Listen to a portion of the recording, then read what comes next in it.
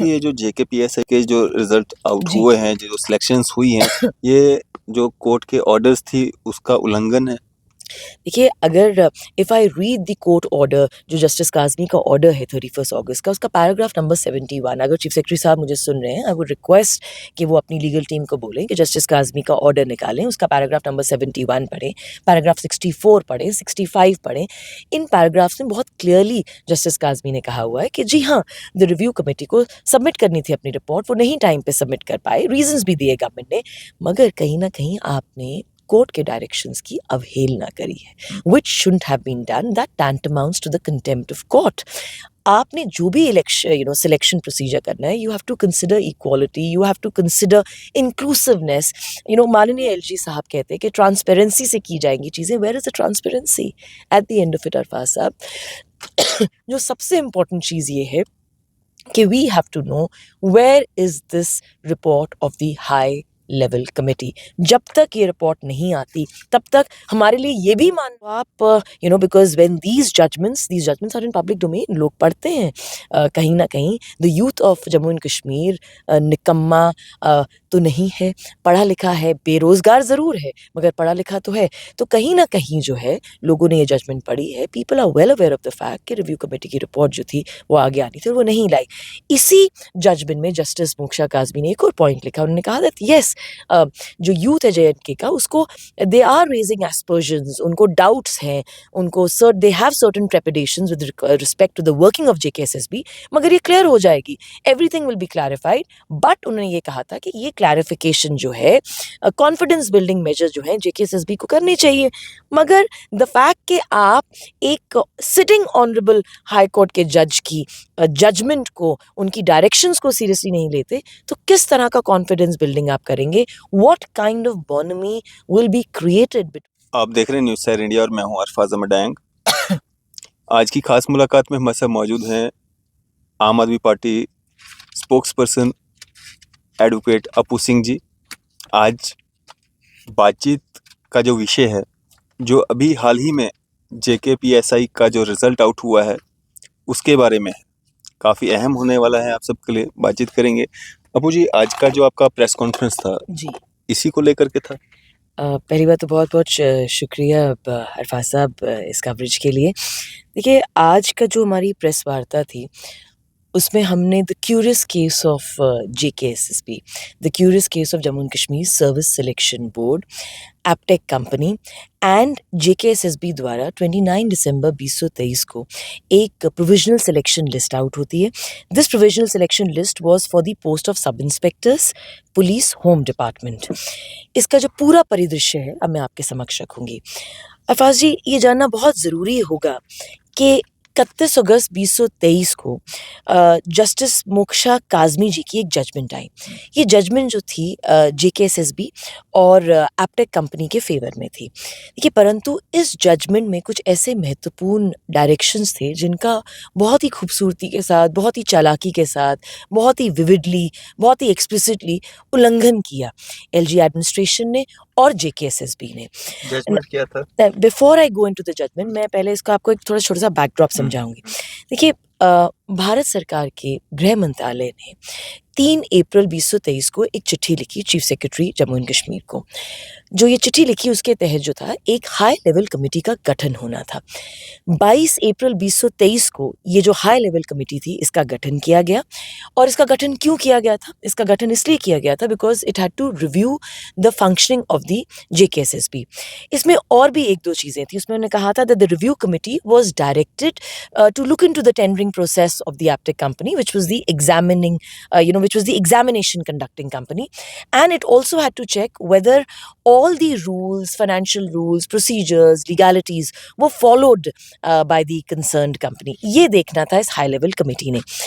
अब ये जो review committee थी, it was supposed to submit its report to the Honorable Ministry of Home Affairs within a period of 1 month. अगर हम mathematically चलें तो 3 अप्रैल 2023 को चिट्ठी गई, तो बाय 3 मई 2023 को जो था, इस हाई लेवल कमेटी को अपनी जो रिपोर्ट थी वो सबमिट करनी थी टू दी होम मिनिस्ट्री, जो उन्होंने नहीं करी, जो पब्लिक डोमेन में भी नहीं है। अगर हुई है तो मैं माननीय चीफ सेक्रेटरी साहब को बोलूँगी that he must clarify, let him bring this report in the public domain. उसी के साथ ये जो रिव्यू कमेटी थी, it was also supposed to submit its report in the court within a period of 15 days. And the government is on record. Government on record पे है, government ने court में ये कहा that they could not submit the report within a fixed period of time due to the pendency of the writ petition, कि भाई writ petitions की pendency थी, इस वजह से ये रिपोर्ट सबमिट नहीं कर पाए। अब जो मेन हमारा मूट पॉइंट है, the most pivotal point, justice Moksha Kazmi की जजमेंट आती है 31 अगस्त 2023 को।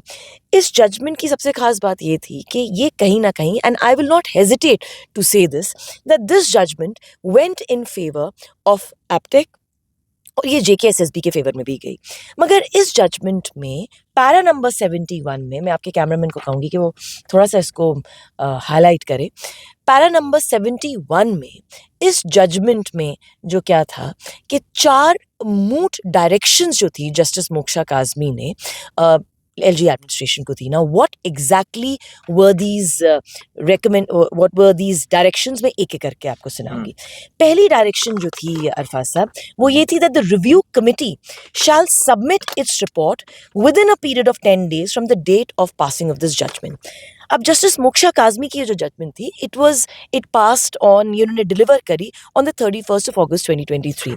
मैथमेटिकल कैलकुलेशन के हिसाब से बाय 10th of September 2023 ये जो रिपोर्ट थी, ये जो हाई लेवल कमेटी की रिपोर्ट थी, जो रिव्यू कमेटी की रिपोर्ट थी, ये सबमिट हो जानी थी before the honourable high court, जो इन्होंने नहीं करी। दूसरा इंपॉर्टेंट पॉइंट जो दूसरी डायरेक्शन इसमें थी, वो ये थी that the chief secretary shall take a decision on the basis of the recommendation made by the review committee within a period of 10 days thereafter। जब रिपोर्ट आती, उस रिपोर्ट के ऊपर जो चीफ सेक्रेटरी साहब थे अपना डिसीजन लेते। तीसरा पॉइंट जो डायरेक्शन इसमें दिया गया था इस जजमेंट में, उसमें ये लिखा गया था that the decision of the chief secretary shall be communicated to the secretary JKSSB, who is directed to proceed strictly in accordance with the decision taken by the government। JKSSB के जो secretary साहब थे, उन्होंने chief secretary के ही communication decision पे आगे जाके अपना डिसीजन लेना था। और आगे लास्ट में वो क्या कहते, वो कहते, जस्टिस काज़मी की जजमेंट कहती है, however till the final decision is taken by the government, the JKSSB shall not proceed with the selection process। Arfaz जी, ये जो 2 पंक्तियां हैं, ये बहुत क्लियरली कह देती हैं कि जब तक गवर्नमेंट का फाइनल डिसीजन नहीं आ जाता, तब तक JKSSB जो थी फाइनल सिलेक्शन प्रोसेस के साथ अपने आप को साथ, it could not have gone ahead with it. Now the thing is, ये जो रिव्यू कमेटी, जो हाई लेवल कमेटी थी, जिसका गठन किया था, the ministry of home affairs ने कहा था कि इसका गठन करना है। इस कमेटी के 3 जो थे मेंबर्स थे, बेसिकली 2 members एंड 1 chairperson।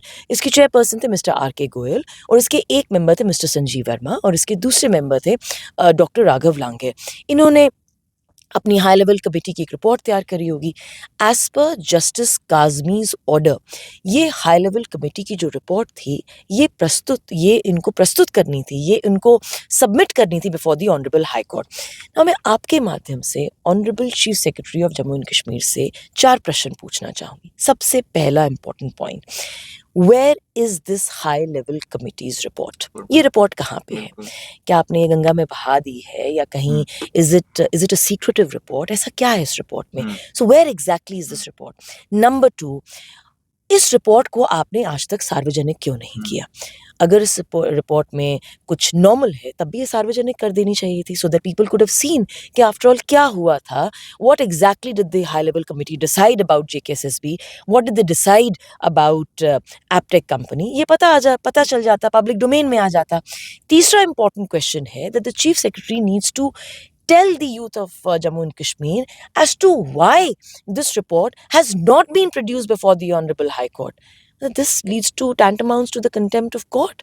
आज तक आपने इस रिपोर्ट को जम्मू कश्मीर हाई कोर्ट के सामने सबमिट क्यों नहीं किया? Why was it not submitted? ये वो एक्सप्लेन करे। और चौथा बहुत इंपॉर्टेंट पॉइंट, देखिए 29 दिसंबर 2023 को आपने जम्मू एंड कश्मीर सब इंस्पेक्टर्स की एक प्रोविजनल सिलेक्शन लिस्ट निकाल दी। Congratulations to all the candidates who got selected, मगर इसमें कैच है।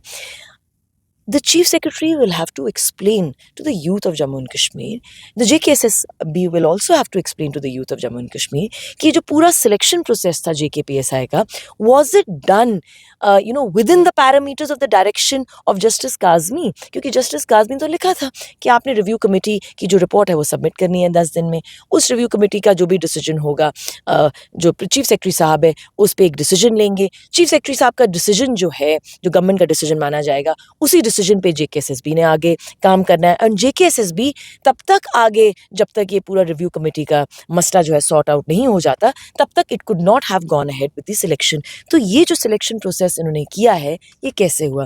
अरफाज साहब, 2021 से, I think the notification was dated 21st of October 2021, 2021 से ये notification है with regard to JKPSI.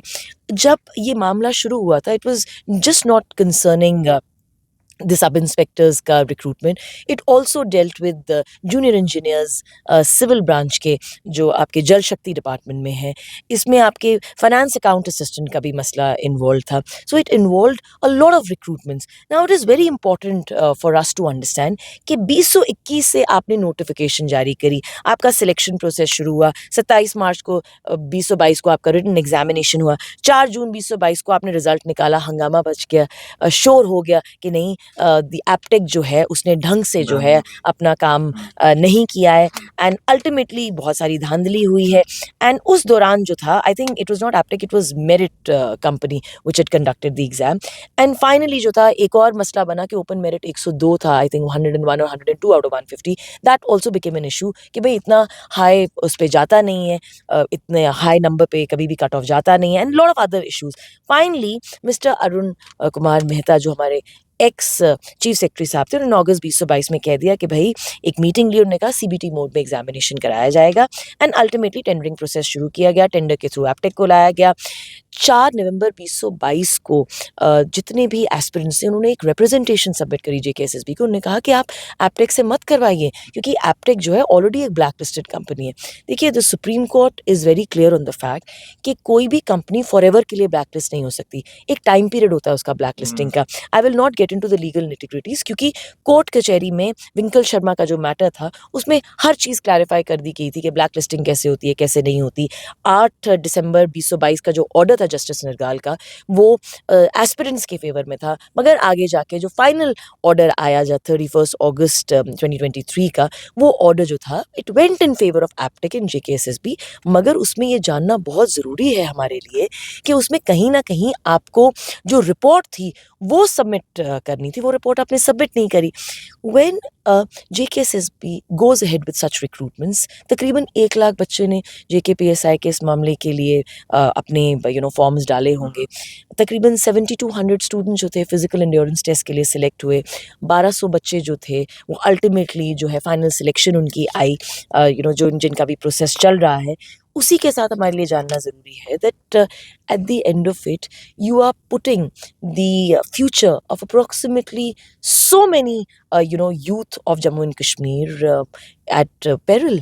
आप कहीं ना कहीं उनको क्लैरिटी नहीं दे पा रहे. आपका सिलेक्शन जो प्रोसेस है, आप कहते हैं कि वो ट्रांसपेरेंट है. माननीय एलजी साहब ने 2-3 महीने पहले एक बहुत ही इंपॉर्टेंट न्यूज़ पोर्टल के साथ एक इंटरव्यू किया था और उसमें कहा था कि नहीं, हमारी विफलताएं हुई हैं. एपटेक का जो इनिशियल का जो 4 मिनट का जो सॉफ्टवेयर है वो हैक हो जाता है, एंड ही रेज कंसर्न्स.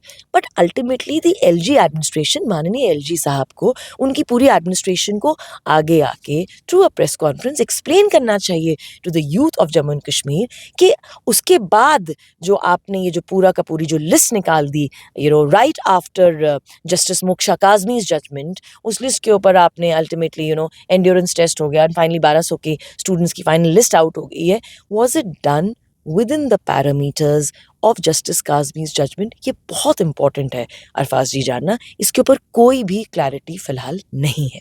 अपू जी, इसको ये भी कहा जा सकता है कि ये जो जेकेपीएसआई के जो रिजल्ट आउट जी. हुए हैं, जो सिलेक्शंस हुई हैं, ये जो कोर्ट के ऑर्डर्स थी उसका उल्लंघन है. देखिए, अगर if I read the court order जो जस्टिस काज़मी का ऑर्डर है 31 अगस्त का, उसका पैराग्राफ नंबर 71, अगर चीफ सेक्रेटरी साहब मुझे सुन रहे हैं, आई वुड रिक्वेस्ट कि वो अपनी लीगल टीम को बोलें कि जस्टिस काज़मी का ऑर्डर निकालें, उसका पैराग्राफ नंबर 71 पढ़ें, पैराग्राफ 64 पढ़ें, 65 पढ़ें। इन पैराग्राफ्स में बहुत क्लियरली जस्टिस काज़मी ने कहा हुआ है कि जी हाँ, द रिव्यू कमेटी को सबमिट करनी थी अपनी रिपोर्ट, वो नहीं टाइम पे सबमिट कर पाए, रीजंस भी दिए गवर्नमेंट ने, मगर कहीं ना कहीं आपने कोर्ट के डायरेक्शंस की अवहेलना करी है, which shouldn't have been done. That tantamounts to the contempt of court. आपने जो भी इलेक्शन सिलेक्शन प्रोसीजर करना है, you have to consider equality, you have to consider inclusiveness. माननीय एलजी साहब कहते हैं कि ट्रांसपेरेंसी से की जाएंगी चीज़ें। Where is the transparency at the end of it? Arfaz साहब, जो सबसे इम्पोर्टेंट चीज़ ये है कि we have to know where is this report of the high level committee. जब तक ये रिपोर्ट नहीं आती तब तक हमारे लिए ये भी मानना मुश्किल होगा कि अल्टीमेटली जेकेएसएसबी ने किया क्या नहीं किया। The selection process with due reverence to the honourable LG महोदय, वो कहते हैं कि ट्रांसपेरेंसी से हम मान लेते हैं ट्रांसपेरेंसी से किया है, but if I look at the court order, वो तो अपेरेंटली दिखाता है that there is a contempt of court, you haven't complied by the directions. और अगर मेरे से कोई गलती हुई है that I am not aware of the court order, I am not aware of the report which has already been submitted, तो ये आके क्लैरिफाई करें कि क्या ये रिव्यू कमेटी की जो रिपोर्ट है इन्होंने कब सबमिट करी, क्या कहती है, ये मेक इट पब्लिक ताकि लोग पढ़ सके, so that people come to know कि एप्टेक ने गड़बड़ करी थी नहीं करी थी, जेकेएसएसबी के लिए आपने क्या रिकमेंडेशंस दिए, so that all of it is made very very clear. और इसी के साथ Arfaz, there is another point that I would want to put for. Justice Kazmi की जो जजमेंट है उसमें जस्टिस काज़मी ने इनिशियल में एक बड़ी खूबसूरत लाइन स्टेट करी थी जॉर्ज ओवल की, and I am reading out that statement. वो कहते हैं if you want to keep a secret you must also hide it from yourself. तो ये कौन सा सीक्रेट है? या तो आप ये सीक्रेट परमानेंटली हाइड कर दें, हश हश मैनर में सब कुछ दबा दे, या तो आप because when these judgments are in public domain, लोग पढ़ते हैं, कहीं ना कहीं the youth of Jammu and Kashmir निकम्मा तो नहीं है, पढ़ा लिखा है, बेरोज़गार ज़रूर है मगर पढ़ा लिखा तो है। तो कहीं ना कहीं जो है लोगों ने ये जजमेंट पढ़ी है, people are well aware of the fact कि रिव्यू कमेटी की रिपोर्ट जो थी वो आगे आनी थी और वो नहीं लाई। इसी जजमेंट में जस्टिस मोक्षा काज़मी ने एक और पॉइंट लिखा, उन्होंने कहा दैट यस, जो यूथ है JNK का, उसको दे आर रेजिंग एस्पर्जन्स, उनको डाउट्स हैं, उनको they have certain trepidations with respect to the working of JKSSB, मगर ये क्लियर हो जाएगी, everything will be clarified. But उन्होंने ये कहा था कि ये क्लैरिफिकेशन जो है, कॉन्फिडेंस बिल्डिंग मेजर जो है JKSSB को करनी चाहिए, मगर द फैक्ट कि आप एक सिटिंग ऑनरेबल हाई कोर्ट के जज की जजमेंट को, उनकी डायरेक्शंस को सीरियसली नहीं लेते, तो किस तरह का कॉन्फिडेंस बिल्डिंग आप करेंगे? What kind of bonhomie will be created between the youth of Jammu and Kashmir and JKSSB? JKSSB is not an ordinary body. It's a very pivotal body. You are recruiting people for various government jobs. At the end of it, your transparency is must. Your accountability is must. Now that has to be seen. तो मेरा तो जैसे कहते हैं ना अरफाज साहब, 12th Fail नाम की एक मूवी आई है, बड़ी I haven't seen the movie but it is a very popular movie. उसमें I think the protagonist of the movie, उसमें उन्होंने कोट किया है भीमराव अम्बेडकर की स्टेटमेंट को। उन्होंने कहा है यूथ को 1942 में बाबा साहब अम्बेडकर ने कहा था that the youth must educate, agitate and organise. इसी तरीके से मैं भी जम्मू कश्मीर के यूथ को कहूँगी कि आप अपने आप को एजुकेट करिए, आप एजिटेट करिए, but with in the parameters of law. आप एक पीसफुल डेमोन्स्ट्रेशन करिए, पूछिए अपने चीफ सेक्रेटरी साहब से that where is the report of the high level committee. चलें, शुक्रिया हमारे से बातचीत करने के लिए। Thank you so much Arfaz साहब। तो ये थी हमारे साथ advocate Apu Singh ji, spokesperson Aam Aadmi party. आपकी इस सब पे क्या राय है? आप भी अपनी राय जो है ज़रूर साझा कीजिएगा। इसी तरह की मज़ीद अपडेट्स के लिए आप देखते रहें न्यूज़ सर इंडिया। मैं अरफाज मडांग, कैमरामैन शाहनवाज के साथ।